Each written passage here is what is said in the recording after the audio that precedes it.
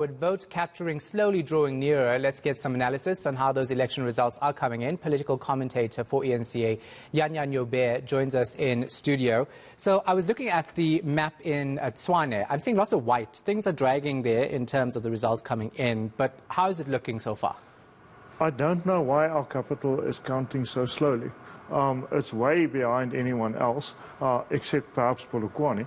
But yes, it's going slowly. But we've made the projection there, and our projection is holding. And that would be that basically it would be a close race between the ANC and the DA, but neither would be able to form a government.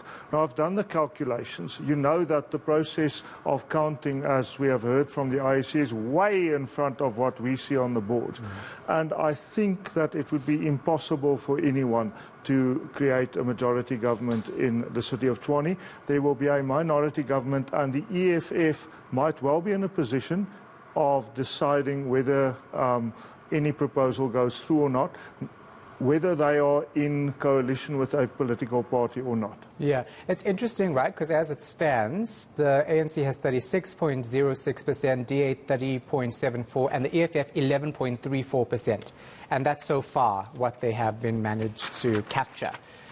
Who then are the key players here? Because the EFF is definitely not going to work with the ANC or the DA.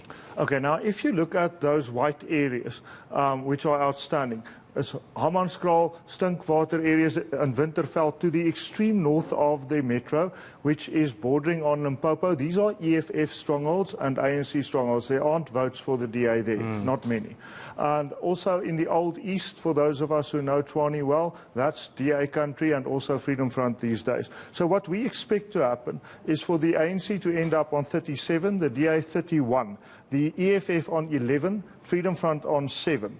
ICDP on 1, and then a lot of parties around 1%, and Action SA on 8%. Now, that's interesting. Now, the fascinating thing is Action SA is getting its votes from everywhere. Whether you look in Naumapius Township or in Meyers Park, which is a wealthy suburb, it stays on 8%. It's got the most non-racial base I have ever seen for a political party. What they do with it's another matter. Yeah. Now, if you put the DA, the Action SA, Freedom Front, ACDP together, they fall just short. The ANC in the same position, minority government in Tshwane. Yeah, it's so interesting. Let's talk about KwaZulu-Natal, because I was speaking to the IFP last night when I was at the Rock about how they're doing, and they're pretty chuffed about the wards they've managed to capture from the ANC this time around. They've seen growth. They would be. It's their best result since 1999. It's their best municipal results since 2006, I think. They have exceeded their own expectations, so they are bullish. It's the province you and I come from, I think, and it's a province one loves. And in that province, there's been a changing political tide. Fascinating results from Newcastle, for instance, which has always been an ANC stronghold. The ANC cannot even get a third of the votes there. It's a bit of a demarcaarspel on who's going to be in charge there. But the ANC is falling north of the Tugela River and up into the border with Mozambique.